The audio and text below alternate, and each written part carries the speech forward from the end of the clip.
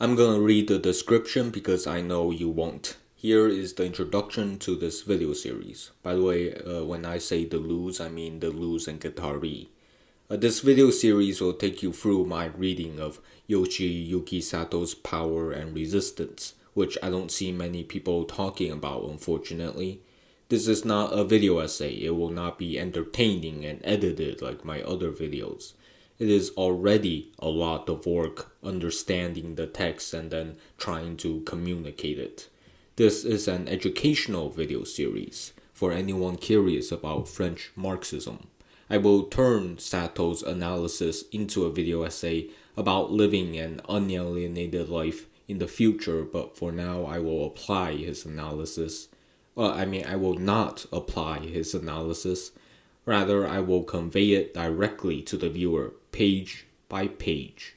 Always keep in mind that this is my interpretation of the text. I aim to either 1. Speed up the reading for future readers by explaining and contextualizing the text, or communicate Yoshiyuki Sato's Power and Resistance second hand. In part 1, I will talk about the preface, introduction, Kant, and Nietzsche, obviously in relation to Foucault. Again, we're talking about French theory here. Okay, so immediately I see Butler's name. Yes, that Judith Butler, the Zionist. I read a bit of her precarious life and used it as an example in my writing of how the ideology of non-violence obscures and hides the mechanisms of capitalism. She does not support anti-colonialist violence. Anyway, let's move on. The conversation around 60s, 70s philosophy seems tired, but this book says otherwise. Sato establishes a relationship between Foucault and Deleuze/Guattari and Derrida and Althusser. We'll purely be focusing on Foucault and Deleuze for this video series. The relationship we are concerned with is power and resistance, the title of the book. Foucault is the analysis of power, domination. Deleuze, however, tells us how to resist, creating true difference within power, dividing it and overcoming it. By the way, Freud's death drive here is essential to the synthesis of psychoanalysis and structuralism/French theory, also Lacan, but we're not gonna be getting into that too much. I don't really understand what the other is in relation to structuralism. An active passivity or going beyond passivity can create resistance, and resistance is not one singular thing or action. We are in the age of the constant reproduction of power, and we must ask, is there a Marxist future? Okay, so I don't really think you can really understand this preface without reading the book or having a background knowledge of all these philosophical concepts. So I guess the preface isn't really that significant. We'll move on to the introduction. The chapter defines structuralism by opening with Foucault giving a lecture about rereading texts, reinterpreting them, thereby keeping them alive. Lacan interrupts and says, 1. Structuralism does not negate the subject under capitalism. It does not negate power. It is a theory of power, of the subject, not a theory of resistance. 2. The subject's existence depends on something foundational or elementary in Lacan's words. That foundation is also external, so it's not your innate reason or consciousness that makes up the subject under capitalism. It's something outside of you, like power and society. Let's talk about point 1. Structuralism's theory of the subject also destroys previous theories while creating its own theory. Previous theories take the subject for granted, e.g. asking what happens when we observe things rather than what influences how we observe things. Now for point 2, what is this foundation that Lacan says the subject depends on? It is a signifier. If you don't know about signs, Basically, the signifier is a representation of an object, an image of a tree, or the word tree. That representation signifies in your brain the concept of a tree. So Lacan says the subject is dependent on a signifier of lack, or an origin of desire. Desire is lack because you desire something because, well, you lack it. Deleuze, however, disagrees that desire is lack. In Lacanian psychoanalysis, you are made up of desires, of lacks, of nothing. You're made up of nothing, and there is an origin of this nothing, perhaps a nothing of nothing. But let's move on from Lacan. Structuralism asks, how does one internalize power and thereby form the capitalist subject? We can look at Freud for an answer. We sometimes form attachments to objects, so some part of the object is internalized within us. We are then defined by an outside object. Structuralism substitutes power for the object. We internalize power in place of the object. That is what is foundational, as Lacan said, for the formation of the subject. So going back to the theory of power / the subject, this book aims to create a theory of resistance by transforming structuralism. It is a theory of power which can change power rather than merely analyzing it. It is a question of how to overcome our internalized capitalism. We now go back to the beginning. We need to reinterpret structuralism to transform it. Also, why isn't Hegel mentioned? This is clearly very Hegelian in that it's transforming something from the inside, Hegel's internal contradiction. You can't just come in and say a thing is stupid. You have to prove why that thing contradicts itself and is thus stupid. Anyway, theory of resistance. This theory obviously opposes theories, i.e. psychoanalysis, that say the subject depends on something, is formed by something. We must redefine the subject, so to speak. Now let's go back to Freud's internalization of objects. Freud calls it the introjection of objects into our ego. We identify with an object when we form an attachment to it. And when we lose it, we lose a part of ourselves. And we also hate ourselves for losing that thing.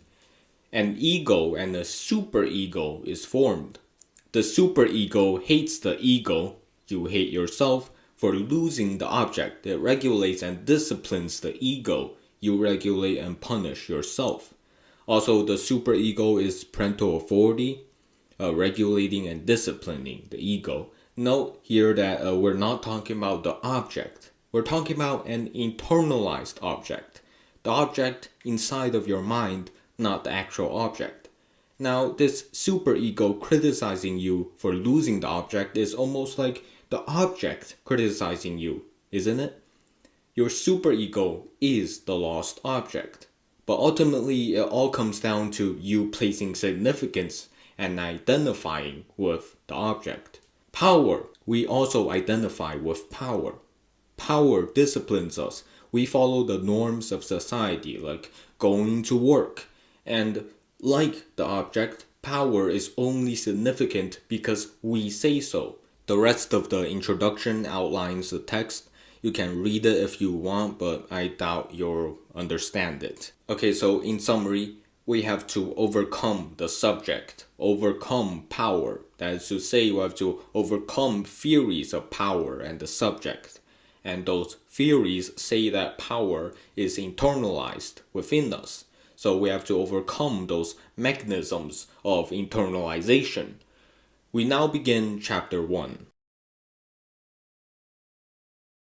How people conceived of power during the time of structuralism, again the 60s and 70s, was thought of as repressive, purely negative and alienating. This conception of power originates from Marx, particularly alienation, and power oppresses the, quote, original nature of the subject, unquote, which I don't really know what that means. maybe the original nature is like primitive communism, or our ability to reason. Anyway, structuralism basically says, well, no, power also produces. After all, I mean, capitalism is a system of production as well as repression. So, yeah, power produces and reproduces. By the way, this word reproduce is very important for most political philosophy or theory. For example, it reproduces subjects. It produces subjects based on mechanisms of power or dispositives. Sato says dispositives are, for Althusser, ideological state apparatuses. For Foucault, disciplinary power. For Deleuze, Oedipus. Deleuze describes Foucault's dispositives as knowledge, so line of sight and, quote, utterances, unquote. Power, lines of force, and subjectivity, that's from Deleuze's What is a Dispositive, 1992. So I'll refer to dispositives as mechanisms of power from now on. Okay, so page 14, really confusing. First of all, it talks about formalism and structuralism, which is also forms of literary analysis. Formalism is the analysis of the form and beauty of the text, and structuralism is analysis of society's underlying structures in relation to the text. So the text in context to society. But perhaps this book is talking about how the subject is used as an object and how objects like power structures form reality or truth. So my interpretation of page 14 is the following. If subjects depend on power/objects, factors outside of our consciousness, if subjects are defined by their reproduction of power, by, for example, following norms and affirming social structures, then how can the subject overcome power? It can't, obviously. The very way we formulated the equation negates all resistance. We need a, quote, new concept of the subject, unquote. Again, going back to the introduction, how structuralism is not a theory of resistance. So before going into Kant, let's summarize. Power mechanisms and theories of power produce subjects and structures, and the very way we formulate subjects negates resistance. In chapter 1.1, we understand Kant's conception of the subject and Foucault's critique of it. First, we are introduced to a complicated phrase, empirical transcendental doublet. We can ignore the doublet part, that's just saying there is both an empirical and transcendental part of subjectivity. Basically, it's a restatement. So, what is the empirical and transcendental? Basically, it's the, quote, object of knowledge, unquote, and the, quote, subject who knows, unquote. What does this mean? Let's look at Kant. The empirical is intuition, so a thought or observation that is immediate, intuitive, simple, abstract. So, for example, a rock has such and such features. In Kant's words, it's the subject of thought, so a subject who thinks and observes things, basically. Now, the transcendental is more complex. It's inner thinking, inner reflection. Basically, you're observing yourself as if you were an object, thinking of your feelings and senses like touch and smell. It's awareness of yourself and your observations in the world, your senses. A crucial concept is turning your intuitive observations, so like touch and sight, into concepts in your inner thoughts. Notice also how we can only observe representations of the object, the texture of it, the color of it, the smell of it, etc. And Kant says this is all knowledge can do. Interpret these representations. We observe things, we interpret them and turn them into concepts. That's it. That's all of knowledge. But what is this interpretation process? This process turned multiple observations into a single concept. It unifies all these characteristics of an object into one concept. So the smell and look of shit combine into the single concept of shit. Kant says thought unifies the observed world and God. Our mode of knowledge, our mode of interpretation is above our immediate observations. The observations serve to formulate concepts, hence why thinking is transcendental.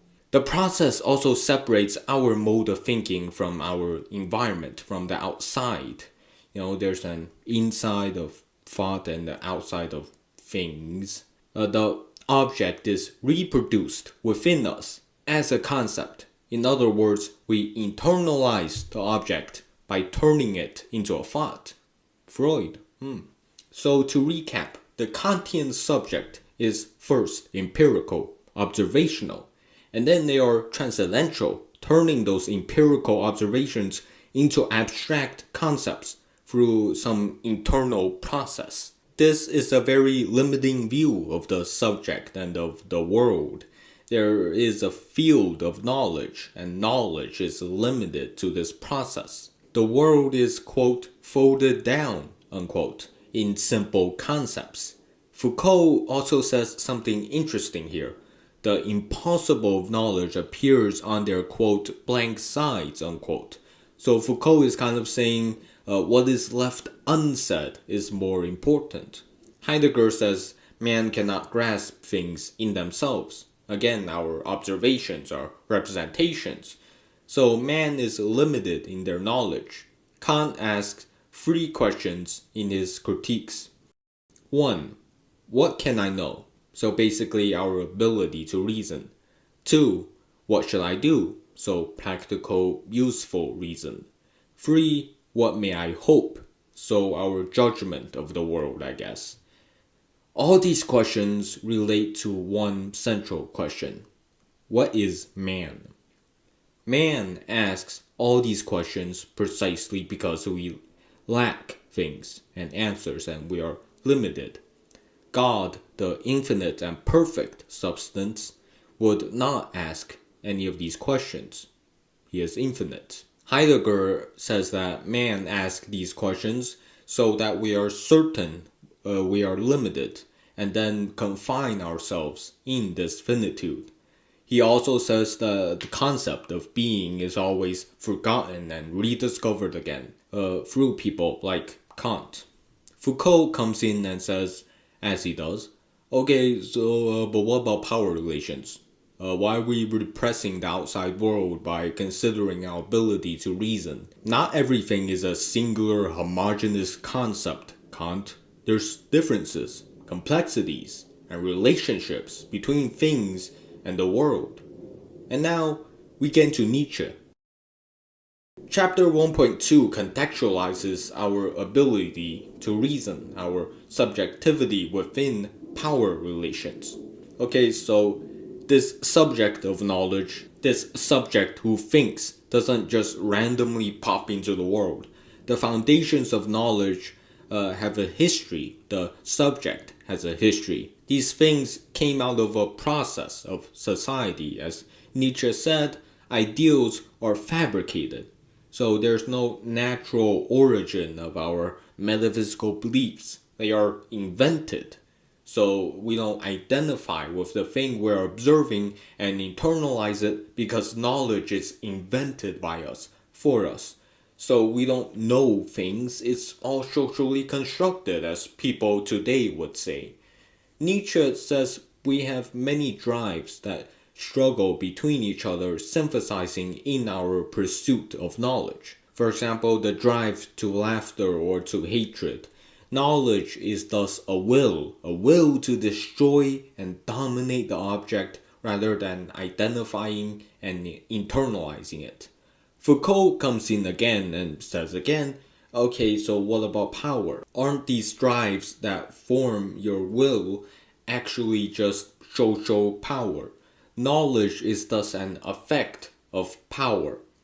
Sato says, quote, for Foucault, knowledge is a historical result and an event produced in social relations, unquote.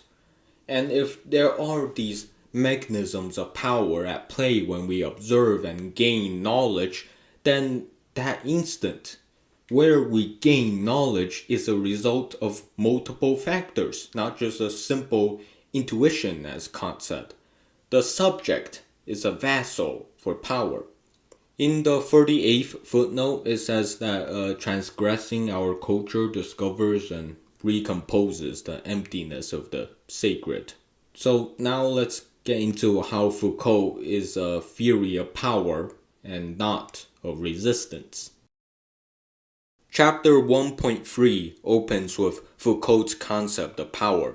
Foucault says power is a result of many internal struggles between different forces, and what he means by an inversion of power is that power is no longer concentrated at the top, it's everywhere. The internal struggles of power also pose a question. How can resistance be external to this internal struggle of power? There's also a reference to Marcuse's Great Refusal here. Resistance must not be singular since power is not singular and homogeneous. Foucault says resistance is not always within the internal struggles of power. Okay, so how can resistance escape power, Foucault? We don't really know. He just says that. Sato here brings up the panopticon, where power is perfect and there is no resistance. I am 99% sure you understand the panopticon, it's very famous. I'll just mention some things here. In the panopticon, the goal is to see without being seen. As I mentioned in my video essay, Totalitarian Capitalism and Resistance, this also applies to warfare, according to Busquets' The Eye of War. It is to see the enemy, kill them without being seen yourself. So America has these surveillance technologies and such to bomb Middle Eastern families. Also, the subject knows that it is being seen, which reminds me of Zizek's famously quoted someone. I forgot. He quoted someone. Quote, "We know that we are doing it, and yet we're still doing it." This quote was popularized by capitalist realism. We're continuing to do capitalism, and despite how bad capitalism is, despite the fact that we know capitalism is bad, we're still doing capitalism.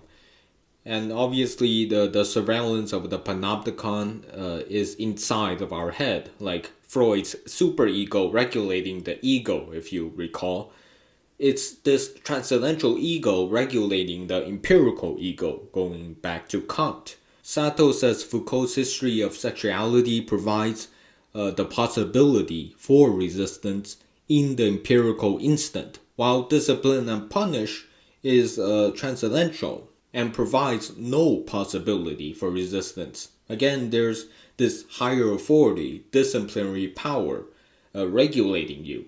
So a multiple, immediate bodily experience where resistance is possible, and a higher, unified, disciplinary authority where resistance is not possible. Here is precisely the contradiction in Foucault that he needs to resolve. And with that, we'll end off. Next time, we'll read chapter 2.